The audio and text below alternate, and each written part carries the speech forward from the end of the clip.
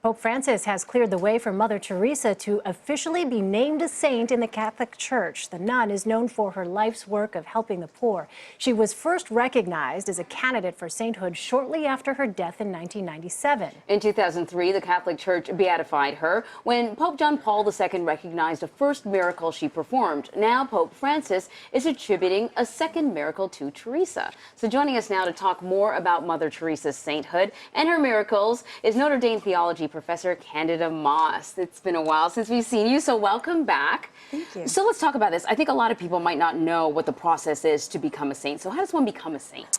Well, you start by leading a virtuous life, but there's usually a 5-year period of waiting before your sainthood process can begin. Then there is the vetting of your character. Are you a good person? What's your sanctity? And then you need 2 miracles that need to be verified by theologians and doctors before you can become a saint. And what are Mother Teresa's miracles?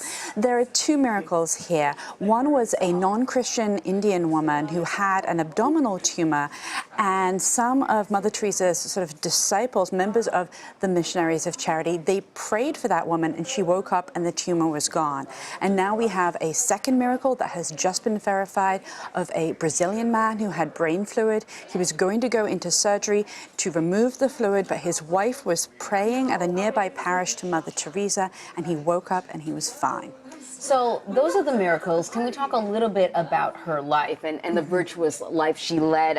Sort of one of her nicknames, if you want to call it that, was the Saint of the Gutter. Yeah, that's right. That's because Mother Teresa had this voice telling her to go to the poor. And so she went to the streets of Calcutta and she founded the Missionaries of Charity. And she's known for devoting her life to the poor, the sick, and the dying. It's interesting because we're talking off camera about this, but in the Roman Catholic Church, there is this process, the canonization process, but her situation is a little bit different. What makes things different about Mother Teresa's sainthood? Well, her process has been sped up. It's been said that the Catholic Church thinks in centuries. And so a mere 2 years after she died, John Paul II said he was initiating the cause and the process of canonization for her.